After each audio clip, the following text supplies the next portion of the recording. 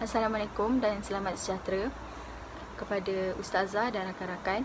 Saya adalah Alani binti Mak Zubir dan saya akan meneruskan pembentangan kumpulan saya dengan membentangkan tentang perbezaan antara Piagam Madinah dan Perlembagaan Malaysia. Perbezaan antara Piagam Madinah dan Perlembagaan Malaysia boleh kita lihat dari pelbagai sudut. Jadi saya akan terangkan satu persatu tentang perbezaan Piagam Madinah dan Perlembagaan Malaysia. Yang pertama, melalui fasal dan perkara. Piagam Madinah mempunyai 47 fasal, iaitu 23 fasal khas untuk hak-hak untuk umat Islam, manakala 24 fasal lagi khas untuk hak-hak untuk bukan Islam. Manakala Perlembagaan Malaysia mempunyai 183 perkara dan terbahagi kepada 15 bahagian. Tetapi bukan untuk hak-hak Islam dan bukan Islam sahaja, malah tentang kenegerian dan kewarganegaraan dan lain-lain lagi. Jadi dari sini kita boleh lihat yang Piagam Madinah ini khas untuk orang Islam dan bukan Islam.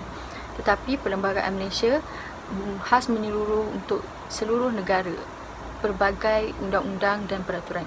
Yang kedua, kita boleh lihat dari sudut ciri-ciri. Piagam Madinah merupakan perlembagaan Islam yang pertama di dunia, iaitu pada 622 Masihi, dan Perlembagaan Malaysia undang-undang tertinggi di Malaysia.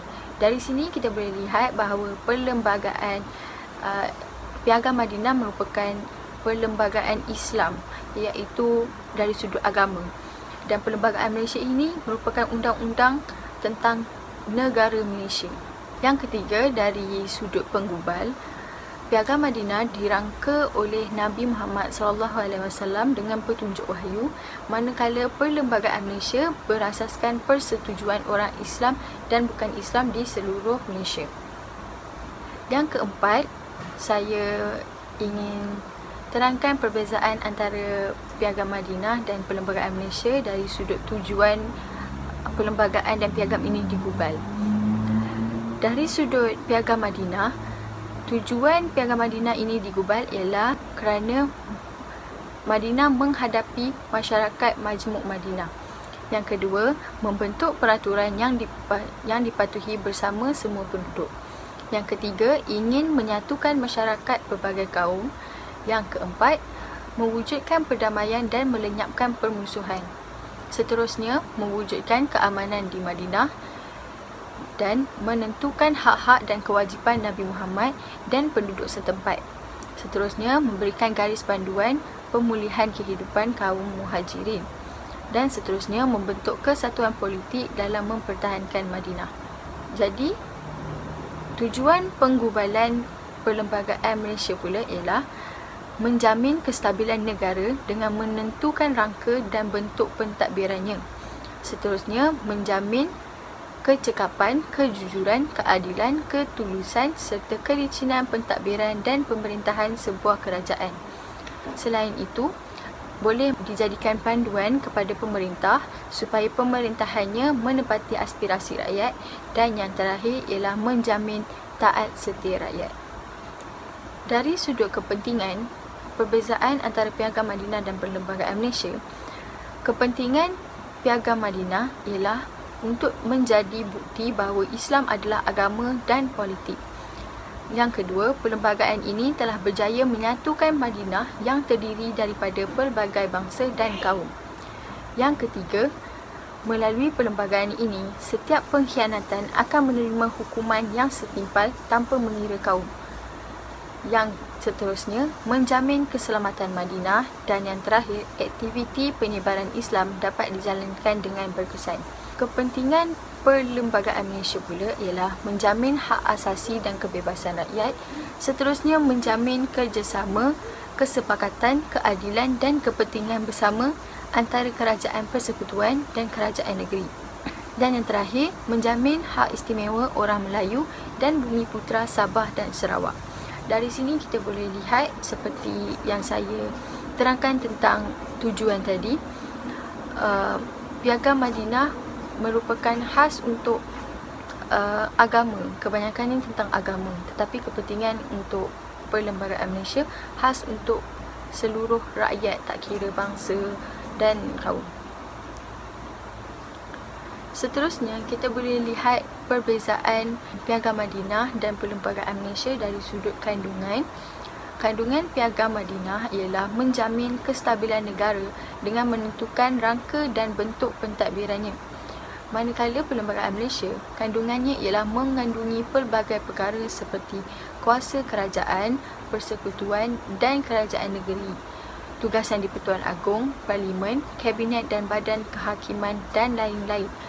Dari sini kita boleh lihat kandungan yang terdapat dalam Piagam Madinah adalah untuk menjamin keselamatan negara, kerana pada waktu itu berlakunya satu peperangan antara Islam dan bukan Islam, berlaku penindasan, dan apabila berlakunya sesuatu hukuman itu, mereka tidak mahu ada berat sebelah. Ada yang kata orang Islam ni hanya berat pada orang Islam dan orang bukan Islam berat pada bukan Islam. Jadi Piagam Madinah ini direka dan digubal untuk menyatakan semuanya sama rata.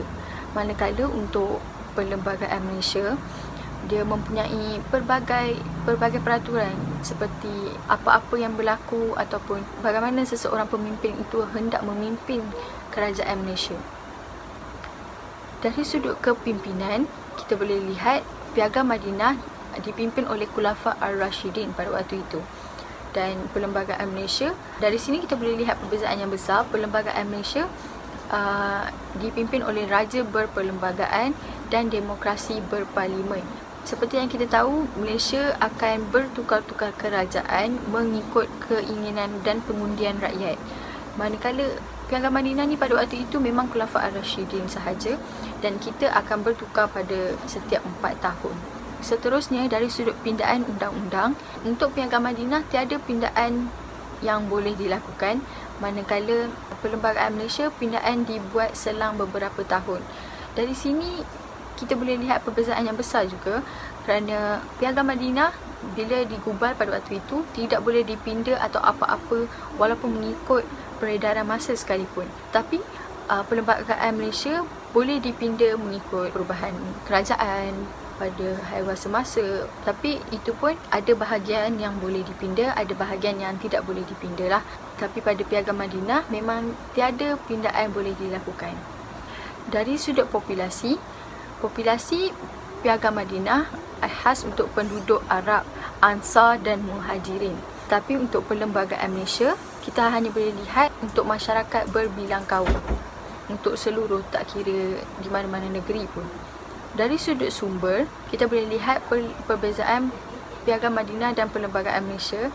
Sumber Piagam Madinah berpandukan wahyu Allah dan sunnah, manakala untuk Perlembagaan Malaysia berasaskan kepada 2 dokumen terdahulu, iaitu Perjanjian Persekutuan Tanah Melayu pada tahun 1948 dan Perlembagaan Kemerdekaan pada 1957.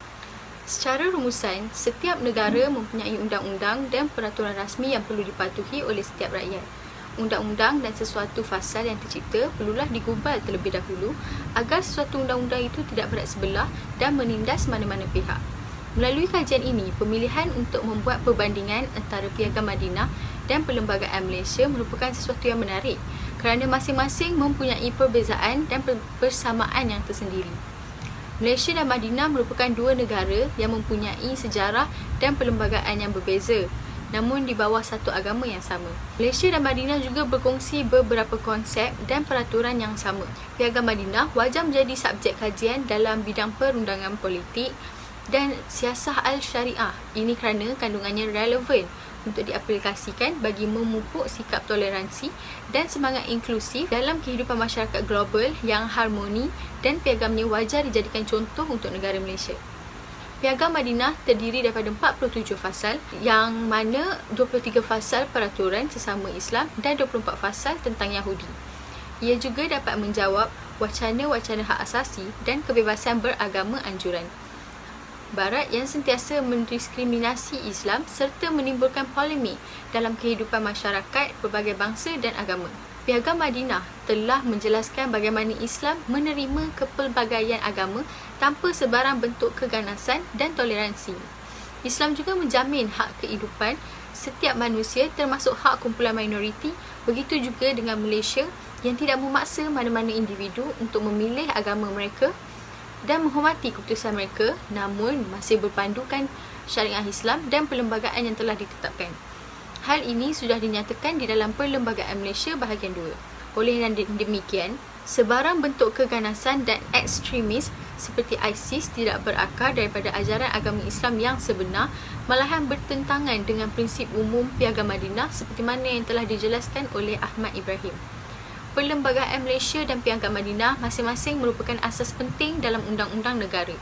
Tanpa perkara tersebut, sistem pemerintahan dan kawalan sukar dilaksanakan. Hal ini bertunjangkan kepada pembentukan awal perlembagaan yang mendapat persetujuan ramai.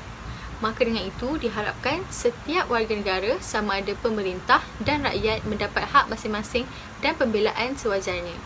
Sekian, terima kasih.